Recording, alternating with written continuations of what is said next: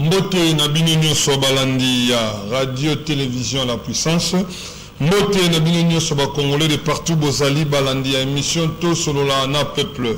Na biete bozali tellement ébélé à ce net moment, vous êtes scotché branché na ba différents coins ya République démocratique du Congo, bozolanda biso na ngonga oyo kolika ete elongo toko lekisa bangonga malamu elongo na bino nyonso bozali partout dans le monde bozolanda biso na Ipen, bozolanda biso na Yolo, na Masina, na Matete, na Ngaba, na Maluku, bozali tellement partout, bozali na Congo central, bozali na Bandundu, bozali na Équateur, bozali na Congo na diaspora kwa na Brazzaville, bozolanda biso bozali tellement belé, tozoli ki a été tokolekisa ba ngonga malamu na bino nyonso elongo ekozala penza malamu mingi. Et c'est mon point na biso koyeba ete actualité ezali dominé depuis toute cette semaine les Kambo Italie agression rwandaise na République démocratique du Congo. Tozali agressé par le M23 soutenu na Rwanda. Ba Rwanda ne bazali ko agresser biso mais na sima ya ba M23. Tokosola lelo to na moko kat na biso ya zali moko ba congolais. Maître Gimbelo azali cadre na parti ya mwana mboka Laurent Batomona na pesi mbote maître Gimbelo. Boni santé kimezali. Non ça va, tout va bien. Santé union sacrée comment? Union sacrée santé malam? Non, union sacrée d'accord. Merci beaucoup union sacrée za bien et bisous de bien na ngolo nzambe to lika to za malam. To pesi longo nya mingi puis félicitations mingi na le patron de la RTP, l'évangéliste international Jean-Scott Kibila, a une grande distinction autour de la défense. Tu peux si vraiment l'ongonia, merci Mingi papa. Bishop Banto Wandaranzi Lawana, tu reçois la distinction aux Amalam. RTP, il faut être distingué toujours et aux Amalam. Maître bon, tout Zoban dans l'émission, tout le monde a plutôt la biscuit émission na biso, na mokolo, na lelo. Touti comme on a ba vidéo et circulé il y a moko ba député union sacrée azo ko injurier sur la place publique moko ba congolais azo bossa ngazali moto apesa qui peut voir azali parmi bato ba ko PCP voir en 2023 apparemment ba député à union sacrée oh ba zana ngamu tam su ensemble to à partout ba zana IDPST il ne bazo que se comporter vraiment bien.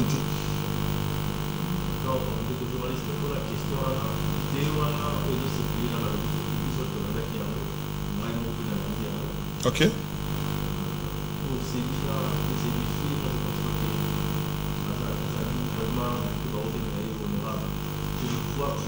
vois pas de l'honorabilité en lui. Franchement, je ne vois pas de l'honorabilité en lui. Une personne comme ça, à cause de l'Algérie, un député national, il s'est dit aussi défenseur du peuple, de défendre le peuple, mais insanité, il finit maman ya moto na balabala. Mais c'est ça, Il y a un mot wana bandeko oyo bakutaka, bandeko wana ko baza na bayeni parce que bato ba genre on a somi baza 500 dans l'Assemblée nationale. Parce que l'Assemblée mobile on a 500 députés. Bato on soit baza la moitié de 150. Est-ce que nous pas moi penser les dans ce type-là, moi, je pense qu'il faut sanctionner l'élection, l'échéance que Zoya, madame qui a fait ça. Confiance. Mandaté pour qui représente le peuple. Il représente le peuple en quoi? Dans le droit ça, dans ça. Là, qui passe sur la lobby, il y a sa guerre, il y a Bunda, son guerre, qui tombe. Ah, qui n'est pas front. Qui n'est pas front. Et les fonds, il y a ni Niawa, il y a Kenda, donc c'est un peu compliqué. Ce qu'on bino na kati ya union sacrée ba sanction disciplinaire à cause de la pour na kati ensemble on a un député qui est censé représenter le peuple, à défendre la valeur, de bengi honorable. Est-ce que le comportement de bon sanctionnable était? Si, l'union sacrée, il y a majorité, soit il y a l'opposition ou je sais pas moi quoi. Ils ont dit qu'il y a règlement d'ordre, il y a Assemblée nationale. D'accord. Assemblée nationale, il y a institution monnaie. Donc je crois que les alliés ont règlement d'ordre au lieu. Les députés ne sont pas se référer au règlement pour que Batam Kitoko. Merci beaucoup. Sengeli va se référer au règlement pour que Batam Kitoko. Les alliés Malobaya Maître Gimbelo. Vous allez prendre la mission de partout dans la République démocratique du Congo. Toujours le peuple a pêché mandat. Un honorable, un député. tu te permets à finir Mokola Congolais dans la place publique. On ne sait même pas ces députés-là, qu'est-ce qu'il a déjà proposé de l'Assemblée comme loi, comme proposition de loi qu'il a déjà amené, on ne sait pas. Mais il se permet, et il est guerrier. Bon, au lieu de prendre 21 000 $ comme vous prenez là-bas, ça c'est pas normal. Merci beaucoup. Tozali en direct à Radio-Télévision La Puissance. Tozali na maître Dimbelo et c'est nous qui avons dans Kapiamba qui lorsqu'on a comité donc on dit qu'il a été titre ces émissions de Dan Kapiamba à Kokome Abisso et puis tout évoluer madame l'émission Abisso. Maître Dimbelo toujours bel cambo Italie position il y a RDC dans le cambo Italie agression rwandaise et puis en face il y a communauté internationale. Quelle attitude faut-il dans la face parce que Koulambisa Makaka na maloba tata mokonzi ekola baki na 77e sommet lobby c'est-à-dire à Kizaki Rwanda ouvertement devant diriger un monde s'il faut le dire comme ça mais ça rassemble comme si de l'autre côté comme si rien ne se passe dans la République démocratique du Congo dans l'Est de la République démocratique du Congo.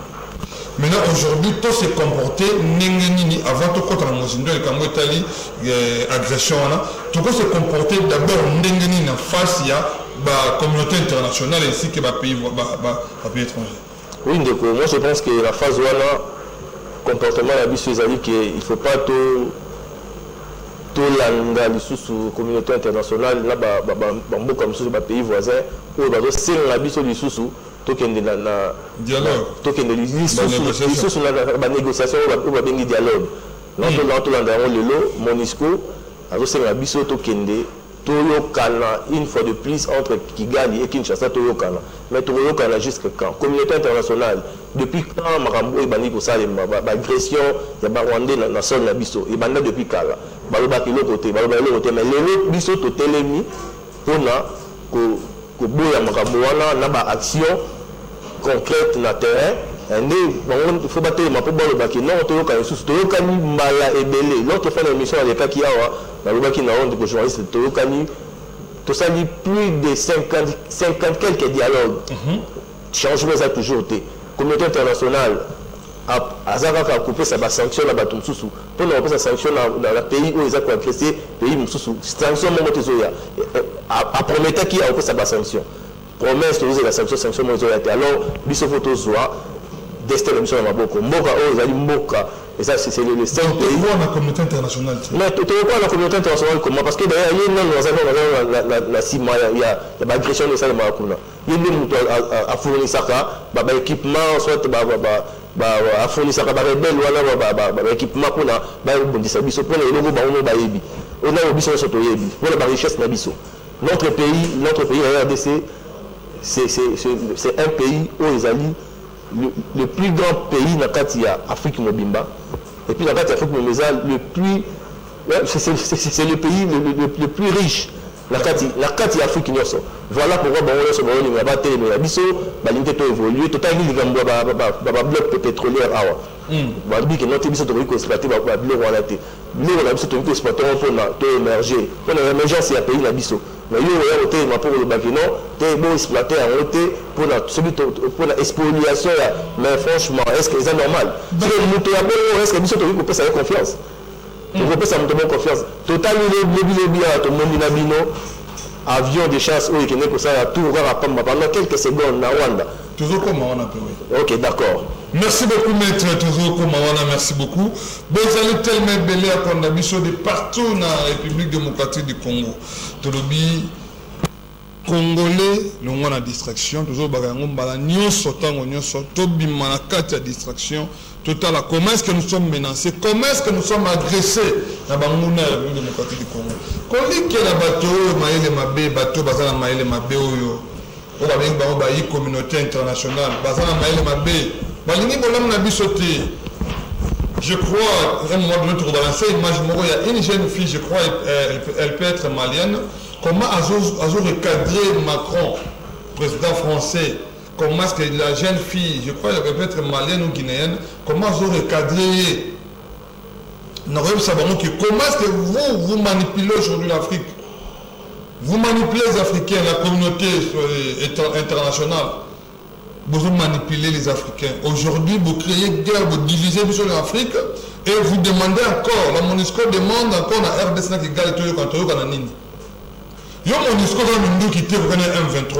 RDC c'est porté garant mina bête est-ce que M23. Tikana bundana après ce que les États-Unis. Bah ça les gens on a tout l'ingé moté. Nous sommes des Congolais, c'est Dieu qui nous a imposé la nation congolaise et nous sommes obligés de défendre l'intégrité territoriale de Mboka Congo.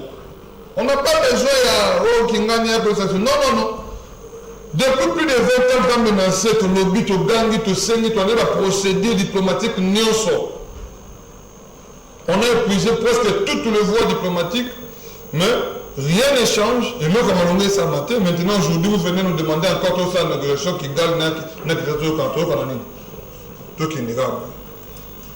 Tout est grave. Et puis, nous avons déjà demandé à notre père à nous, le père, le garant de la nation, chef de l'État, Félix Antoine Tshisekedi Tshilombo, de ne plus appeler Kagame ton frère. Il n'est pas notre frère. C'est un agresseur.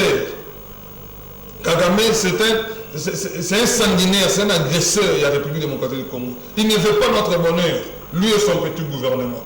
Tolini Sublokonati. La communauté internationale, nous sommes un État souverain et Sengeli, tu garder souveraineté dans Bisso, je crois bien que ça m'a. Merci beaucoup, Maître Gimbele Tozo Kobanayo. Toyoki Awa, Tolamuki, Toyoki, avion de chasse dans Bisso, la République démocratique du Congo, on a 4 structures aujourd'hui partout, pour retirer l'embargo de Kobakaka, Toyoka. Moko avion de chasse na biso écrit que ça ko sillonner les colons n'engetambola kati et les kina Kigali et quoi na Rwanda un territoire moko na bu directement le gouvernement rwandais a réagi et puis le gouvernement rwandais a réagi gouvernement congolais peut a réagi gouvernement rwandais lobby ezali menace biso lobby non ezali qui intention na biso te peut-être c'était une erreur. Est-ce qu'ils allaient réponse c'est RDC ils allaient qu'au banga gouvernement rwandais to réaction à gouvernement rwandais ils allaient qu'au banga to actions ils allaient nakolo bezali avertissement ils allaient qu'au Kébisa Rwanda comme c'est que nous sommes aussi prêts à attaquer na Katanda. Vous avez 6 minutes pour nous répondre à la question. En tout cas nos journalistes Nalanda qui information là il s'est payé 5 ans makasi mais surtout la monnaie de Susuke gouvernement rwandais le dit non tu violer territoire tu violer territoire là bas tu violer territoire là bas non tu au côté ça avec des choses parce que et sillonner sans accord là bas non mais là les quelques makasi je me suis posé une question je me suis dit bango bazali occupé partie à est du pays Nabiso pendant plus de 20 ans. Et ça violation il y a territoire terrestre. Nabiso au bon que ça là. Mais Nabiso ce que pendant quelques secondes et puis de quitter pendant quelques secondes seulement et ça dit panique balobi. Alors Gibson là côté on a c'est quoi to le bani ne pas soit. Et ça dit quand je dis que ça dit panique na Kigali na Rwanda ba généraux mususu bakangami ouais donc soit vous soi-disant qui complice mais nous connaissons les makiwana donc moi je pense que ils a un message moi à makasi faut on va comprendre tout le banga bangote to banga rapé bangote to banga bangote non mais les Rwanda même commune na biso ngalé mais les na monene commune ngalé non le pays Rwanda commune na biso ngalé mais les Rwanda na monene. Mais voilà. Très bien. Quand on compte à la mabo raboye 5 minutes qui va gêner tout sangani to koti. 72 millions d'habitants to koti tout ça beaucoup plus que ça. Mais 72 millions kaka to koti na mabo raboye. Ba ko to bota ba mboka wana. Donc moi je pense que négociation en ce qui me concerne négociation en tout cas dans soutenir les deux en été. Donc vous n'êtes pas pour la négociation. Non, en tout cas je suis pas pour la négociation. On a beaucoup négocié et solution ça m'a raté. La négociation tout ça là, la négociation même le président il m'a connu adresse tout ça récemment à la nation à lobby que tokenaki na Angola, tokei na Kenya, on a 5 euros pour chercher, pour trouver la paix. Nous avons dit qu'il y a négocié, tout ce pays. Mais tout le monde a la bonne foi, mais bateau, mouton, on a la bonne foi. Bon, ça, la boue, qui le bicouno, va du boue. Ça, la boue, le bicamini, ni boue. On a bâti, bateau boue. Mais finalement, on va encore négocier pour chercher quoi? Moi, je pense que, et le côté, c'est le maquillage, ils ont un message, ma casse, ils ne comprendre. Ceux qui battent, qui m'ont bonneté, d'ailleurs, la mytho de Solano, avant d'aller sur cette information, parce que là, la Tindiki, ma missile, ma casse. Batiniki ba missile na Rwanda non na bateau biso pasi bango bazali batiniki ba missile kuna ekende bongo ba se retirer ba songa et puis kimia ekota parce que tant que bakeno oboyi négociation yo zoko oboyi négociation ozolinga nini non mais ce rapport de force de guerre to déclarer guerre d'ailleurs bana mbuka ebele ba leader d'opinion ebele on aussi tanga ba kombo ate ba lobby que non to qui nega na guerre. Okay. Donc il y a la guerre. Moi je soutiens cette idée. Il y a la guerre contre le Rwanda. Voilà, on soutenir le Rwanda. Mais il y a la guerre dans le Rwanda. Est-ce qu'il y a une infiltration au sein de l'armée? Tu ne peux pas ton armée infiltrée. Comment? Bon, infiltration et civilité, possibilité il y a au Kanaba, pour infiltrer l'armée, possibilité il y a au Kanaba. Possibilité il y a pour mettre, pour neutraliser. Mais s'il faut qu'il y ait une guerre pour nous Rwanda, que c'est un petit pays. Il ne peut pas blaguer avec un grand pays comme le nôtre. En tout cas, il faut rapport de force. Mais ce qui est un petit pays comme le Rwanda, blaguer sur un grand pays comme la République démocratique du Congo, vous avez manqué d'organisation aussi, il y a RDC.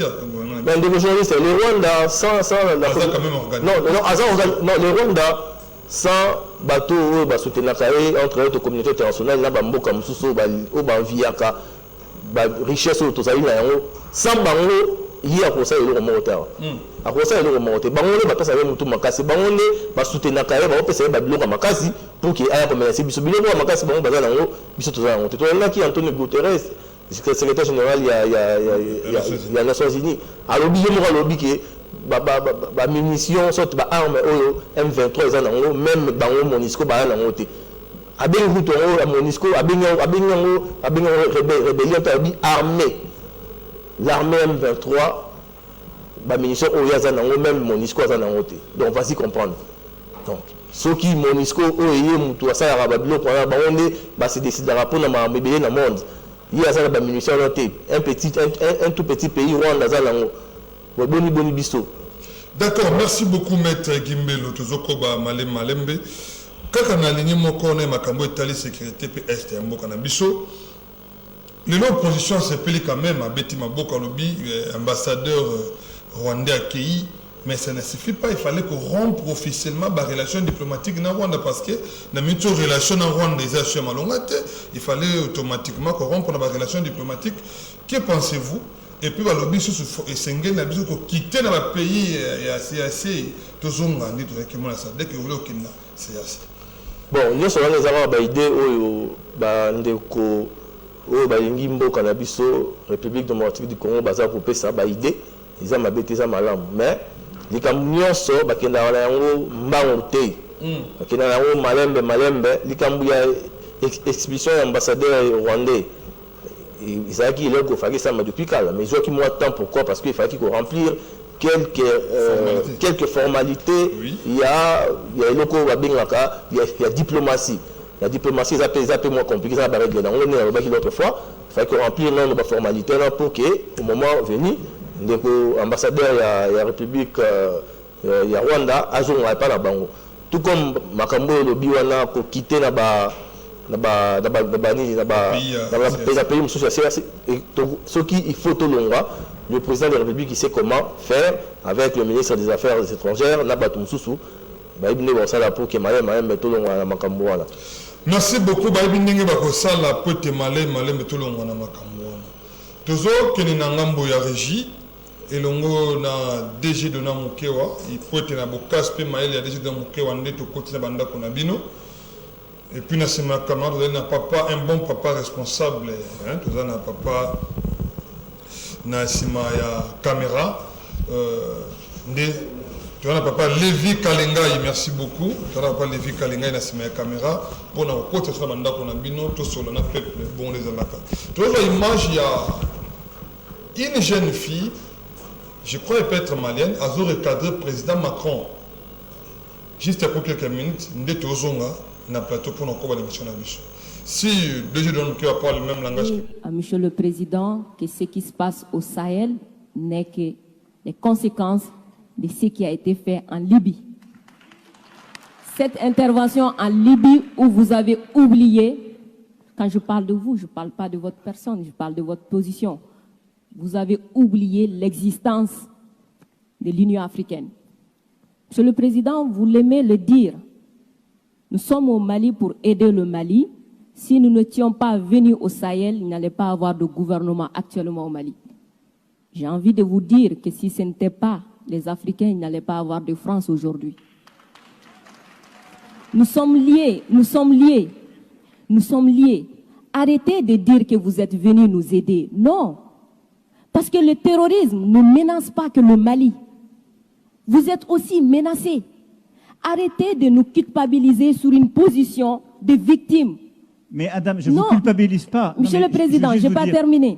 Je ne vous culpabilise pas. J'essaie de restaurer justement un dialogue réciproque et de respect. Oui. On n'est pas là simplement pour nos intérêts quand on arrive au Mali en 2013. C'est un fait. Par contre, ce que vous avez dit sur la Libye, je l'ai dit plusieurs fois comme président, je partage ce que vous avez dit. La Libye, on n'a pas respecté la souveraineté d'un peuple et ça, c'est une erreur. D'accord. Merci d'avoir reconnu ça. Et si vous reconnaissez ça, vous allez voir que ce qui se passe au Sahel n'est que les conséquences de cette intervention. Donc, vous êtes au Sahel pour corriger l'erreur que vous avez commise en Libye et en corrigeant ces erreurs, vous êtes en train de commettre d'autres erreurs.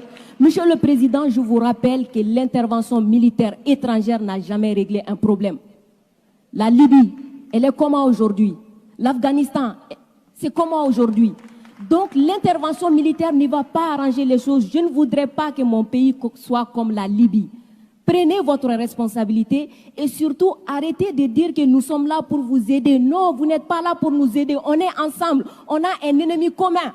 On le combat ensemble. Et pour finir, ces sorties ces derniers jours entre vous et les autorités maliennes, c'est juste une honte. Parce que c'est une merci beaucoup, merci beaucoup, merci. Bozali tellement belé, besoin d'abissou. Malienne. Vous avez suivi ce qu'elle a dit à la présidente française Macron. Arrêtez de dire que vous êtes là pour aider l'Afrique.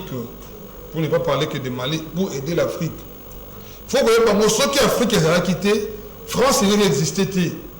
La communauté internationale n'a existé. Nous représentons aussi une force, nous, Afrique. Le continent africain aussi représente une force. Arrêtez de dire que vous êtes là pour aider les Mali. C'est comme aussi aujourd'hui nous pouvons dire dans MONUSCO, arrêtez de dire que vous êtes là pour aider les RDC. Depuis plus de 20 ans, vous êtes dans l'Est de la République. Qu'est-ce que vous avez déjà foutu? Qu'est-ce que vous avez fait dans l'Est de la République démocratique du Congo? Si réellement vous êtes là pour aider la République démocratique du Congo, nous le savons déjà. Et aujourd'hui, vous voulez encore nous appeler, c'est une table de négociation. Tu veux qu'il y en a qui gagnent. On dit niet. Je suis aussi congolais, oui, j'ai un peu de point de vue. Donc, il y a manipulation. Merci beaucoup. Maître, aujourd'hui, Toyoki, Papa Mokondi Amboka à Silagi Koloba, n'adresse de la nation, aussi Makasa Bengi, Congolais, dans l'ensemble à l'objet, il y a une mobilisation générale. Les jeunes vont s'adhérer à l'armée, les jeunes vont s'adhérer massivement à l'armée. Est-ce que c'est une préparation déjà à la guerre? Et puis, les jeunes tous en attitude d'une minute.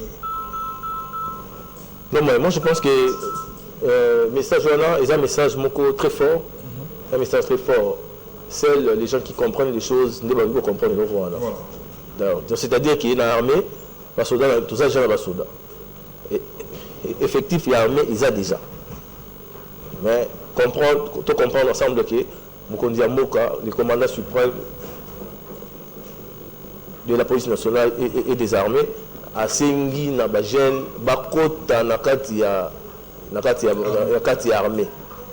Il faut que bongama D'accord. Maintenant, qu'est-ce que vous pouvez dire, vous qui nous appelez, vous allez en direct à la télévision.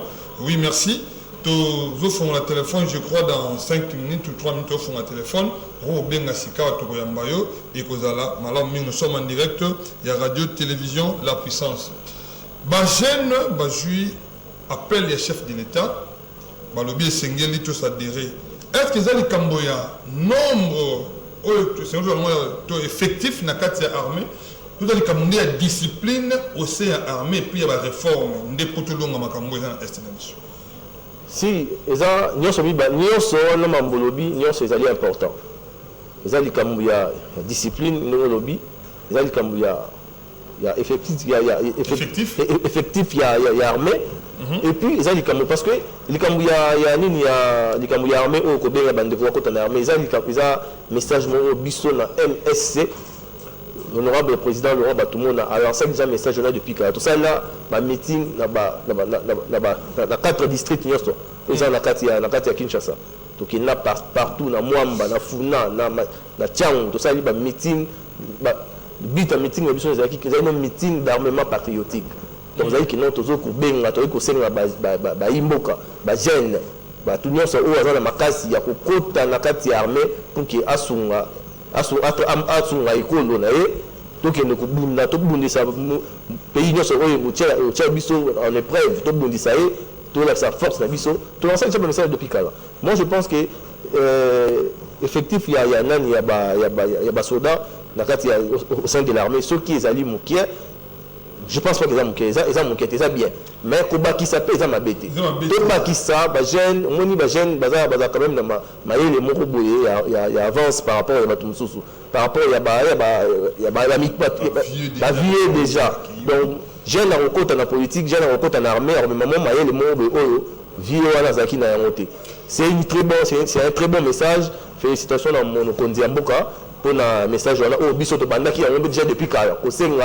Biso na kati MSC bobengi ba jeune oui to bengi ba jeune baba kotana armée mais avec quelle rémunération à la soldat avec quelle vie on va se mener monter que c'est bien ba jeune ba s'adhérer à l'armée oui mais c'est aussi plus mieux ya ko tala pile kambo tali salaire tous les foot ya ba soldat non les journalistes on les a dit comme je pense que molo côté kuna bateau batalaka makambo ya armée bateau bavotaka babudget mpona bainstitution nyonso bakobongisa kote wana mais na armée na biso bango bato bengaka bango bazali wana mpona kobatela intégrité territoriale monguna kota te bazobatela mboka. Merci beaucoup. Topesi le monde na ba FARDC, topesi félicitations, peu courage na ba FARDC bazobunda kuna na est ya République. Dans la période de moula les obétés bazana kata za buto kutikate ata centimètre muke mabele mbroki neti boyebi te tata mokonzi ekolo abengaki ba jeune ebele ba kota na kati armée ba biso sa na kati armée mais ici nazoka moi nayoki ba manipulation mususu je ne sais pas na benga ba ndenge nini mais là je me réserve un peu oui tata mokonzi ekolo ba na bana oui ana bana ya baspe ya mibali moko ya mwana mbali kombone komisiko na succès na Congo dozo lobela on a kichaka surtout et sengeli mwana ye moko bandana soki mwana ketenga na kendete yo kanisi que mwana enda za plus congolais que le gayo to yo za plus congolais que le mwana za mon konzi ekolo non tous nous sommes des congolais tant yo boyo ko défendre tant yo bagana ko armée te pour moi na yemoko c'est comme si je place la République né na famille moko boy to ba ngo Congo zali ya famille Tshisekedi te ya famille Kabila te ya famille Fayulu te ya famille Mozitu te ya famille Bemba te oya Mozitu te oya Fayulu fo Congo zali ya ba Congolais nyonso ya plus de 100 millions d'habitants que nous sommes toujours Kabola 2 410 km² ya Bissonso Congo zali ya Dan Kapiamba Congo zali ya Papa John Congo zali ya Fast Ramazan Congo zali ya Jirida Chilembi, Congo zali ya bisonyo sur Congolais, et zali ya Fomi Kiloyemi, Congo zali ya bisonyo, Congo zali ya maman Naomi Sewa Asha, Congo zali ya. Pourquoi que Congo tient na makasi ma batubo? Tu yambi appelle Londeko. Alors Londeko mboto benga bi kombo nani? Bonjour. Oui, bonjour Ndeko, benga bi kombo nani? Pardon? Hervé. Ok, merci Hervé. Ma cantine à les années. Ouais, participation à mon pays. Oui, pour adhérer à la chaîne, l'armée est à ma tête. Mais l'eau connaît une façon de préparer à pour l'armée, tout va s'attirer en armée, surtout l'autre dans le Poufi pour la Mboka. Ça, je voulais être famille d'ailleurs aussi dans la climat. On va protéger par pied. Donc, au contraire, tout le monde a pour la maille. Le roi Bango Bazana Béjon Makambouana. Pas pousser dans le bateau, Bango Bazana Bangolé dans la famille, Bango Baté, Bango les défend. Après, mission jeunesse sur la Ninatim. Pour mission surtout dans la Susamboka. Famille n'a pas vu dans la Susamboka. Parce que la jeune garçon, famille n'a pas vu. Parce que Bango les défend, mais tu vas président de la République, Bandé Konaïe, à ma gouverneur, Baté, Bao, à Bango les défend. Pour mission jeunesse sur la Ninatim. Mais tu vas salir bon côté. On va battre. Merci beaucoup de répondre à ma cantine. Tous allez en direct, benga, comment message na yo benga biso, tous allez en direct, tu relaxes message na yo. Selon de Hervé à lobby, ils ont malam koya ba jeune mais ba on peut bazana ba député, bazana bana tout ça tous en biso surtout bundila mboke ko za malam. Alors de combo te benga puis combo nan. Allô?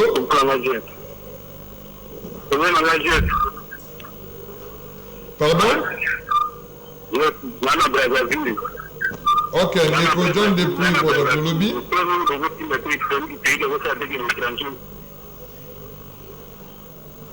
Oui, Nico lobby. Off, Nico accueilli. Apparemment, il y a un petit souci à connexion. C'est depuis Brazzaville qui nous a appelé.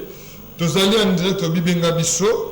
Totinda message na yo, tozali en direct, tokotanga ba message na bino nyonso, tokolekisa yango pe kozala malamu mingi. Bozali ebele, tobande koloba, tata mokonzi atinda mwana ye, ministre atinda mwana ye, oui, mais faut bango yo pour congolais. Mais quand tu commences à dire que non, on a kokende ko s'adhérer ten armée pour y atindi mwana ye te. Permettez-moi, monsieur, de vous dire que c'est comme si vous ne réfléchissez pas bien. Comment vous allez à Bissonio sur les Congolais? Tant que moi, tous les Congolais dans l'ensemble. Aujourd'hui, c'est une bonne chose. Tout le monde a l'armée. Oui, c'est une bonne chose. Mais ça ne veut pas dire que ceux qui ont non, non.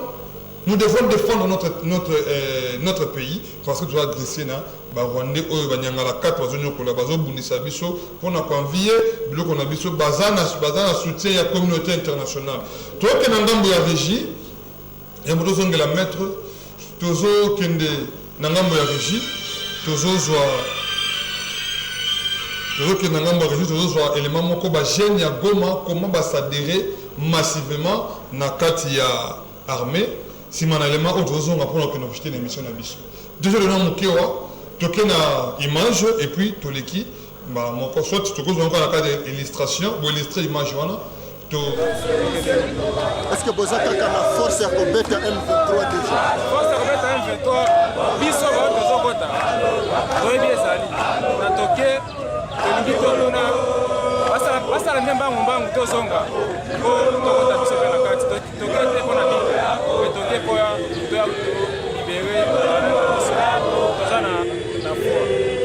Unaona kitu nilibaelezea, nataka niwaelezee hivi.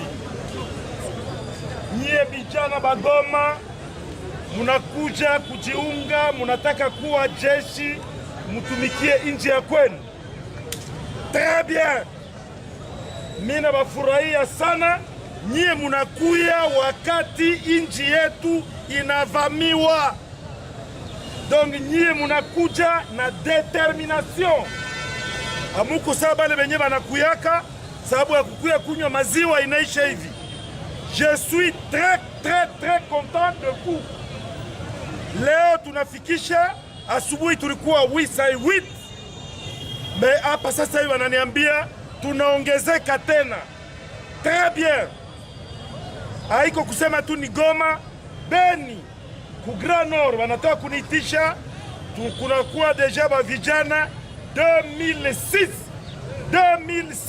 kandida sawanyie wenye wanataka wajifunze jeshi watumikie sous le drapeau. Donc nyie muko determiné, hamukue kutafuta franga, haiko kusema muko ba chômeur. njo munakuya, mais nyie munakuya parce que inji yetu iko menacé, iko agressé.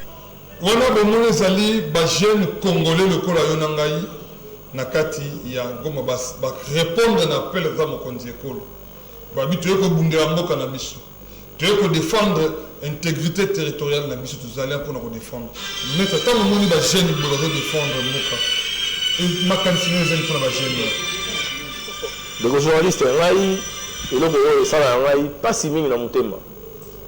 Ça n'a pas si mine dans mon thème parce que pourquoi dans le lobby dans mon cas, la manifestation soit ça dans un genre qui a agression, soit rebelle, soit volcan et siliki dans mon arabe tout manifestera trop ils a gêne oh il y a est oh donc c'est comme si mboka oh ils a mboka na bango Kinshasa ba surtout la province mususu ata manifestation moi ils a maraté dans la province mususu encore moins province ya Kinshasa parce que l'institution ya mboka ifandi des places ba manifestation ba genre oyo appel au mukonzi mboka ça qui asali adresse à Mokonzi Mboka et ça a mis les lobby dans massivement pour répondre à l'appel à Mokonzi Mboka au moins dans la province ba jeune pour na ba côté armée basalité donc apparemment bango kakande ba lingara mboka makasi ko leka biso biso na Kinshasa to za na ba to za na ba boîte de nuit to za na ba futilité il faut avancer il faut faire avancer mboka na le moroté donc c'est vraiment pitié moi en tout cas coup de chapeau na ba de merci beaucoup, Maître Tojune de qu'on appelle. Allons de combo te benga comme bonani. Allô? Allô? Oui, Mbote benga comme bonani. Là, monsieur Jolinet. Là, monsieur Jolinet, la commune en Julie. D'accord, monsieur, je viens la commune en Julie. Ma cantine est en Nengenende. Ma cantine est à Boye. Qu'on s'enrôle dans la police ou soit dans l'appel à mon conjambo capé Sibicho. Les amalams pour la jeune pour défendre l'intérêt à mon cannabis. Mais pas si mon cobicho tous à la langue que normalement au bango plus bicho tous on a besoin de bango. Bango bazalara ba écartera biso mais ce que bi ba écartera biso et puis bazana besoin na biso te et ba monique peut-être commis important wande ba commis ko intéressé biso OK il peut ça biso souci mingi pour biso to ba jeune Toba jeune tous en posa ko bundela mboka na biso. Tous en la posa ko travailler pour na mboka na biso. D'accord. Donc pour na ma kansinanga ezali. Merci beaucoup. Bango dans babanda. OK. Tout ce qui a espace pour ndeko tango bengi zala un peu bref pour ndeko musupa ko taper n'appel et ko zala malamu mingi. Merci beaucoup ndeko depuis njili pour na makantina yo. Alors bien zali ma bête au côté de l'armée mais et singeli ba considérer biso bitan to na posa na bango ce n'est pas que non kaka tango bango bazana na posa na biso netoyer mais ye bango to donne intérêt à mboka na biso mais ba konzi mboka bota la paix vie ya ba policier to ba soda ko benga pona armée to na armée oui mais avec quelle vie avec quelle rémunération avec quel solde et que za malam so botali pe vie ba policier ba soda je crois na cette na budget déjà 2023 bozu que réserver quand même une somme quand même importante pour l'armée et Kozala, voilà mon mingi. C'est depuis quelque part, il nous suit Ndeko Dan Kapiamba, il nous suit depuis quelque part. Topé Cheve Mbote, merci beaucoup. Na signal nayo, Ozo Nabiso. Maître Tokomi Asuka et Mission Nabiso. Nini Okoebisa na ba gêne au-delà de l'agression, parce que ce n'est pas aussi important que la polémique, débat, au moment où nous parlons, c'est la nation qui est en danger. Est-ce que la balle nous soucie, papa na maman mais balle na tombe maman ça papa zati. Yo là la muki bien, balle la muki be bana bazati ba kei ba kufi. Tala ba makambo kuta na kana yo. Tout réfléchir d'abord mboka. Na c'est peine Et puis, tu as aussi maître à propos, il y a mon amboka Martin Fayou dans le lobby. Toi, tu as des couleurs politiques à côté. Toi, tu as d'abord un mboka Simandé, tu as besoin de la politique. Mot de la fin pour Nabagène, et puis, à propos, il y a mon amboka Martin Fayou. Non, pour Nabagène, il y a appel au dossier qui est en déco Hervé. On répond beaucoup plus parce que c'est Azagène. Oui. Qui a posé problème. On c'est un déco Hervé qui ah ouais, ils allaient dire moi un député, moi un ministre, moi un songolo pakalate. Pour la côté en armée, ils ont la volonté à mon tout. Barotia ou mundu qui n'a si maté, babobeta au film bouto que nous côté en armée. Non, yomoko otali par rapport il y a moka perso zali par rapport à l'agression de nos salima. Obi qui non ah ngai mboka na ngai zo souffrir, bandeko na ngai baza na est du pays bazo souffrir. Ngai o na yo pesa mboka na ngai za kifuna qui ne côté en armée. C'est comme ça. Ils ont ma force à ils ont volonté na yo et ça là qui est au tombeau la makolo na yo ou qui ne commis comme ça na kati ya armée.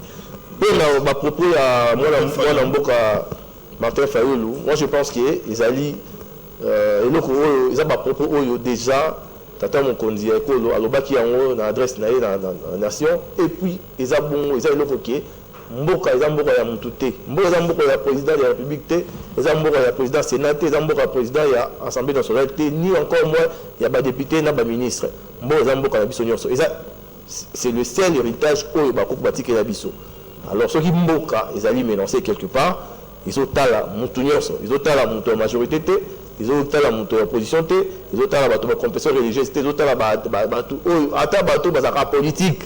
Ceux qui sont menacés et quelque part, ils sont à la peine à Bango.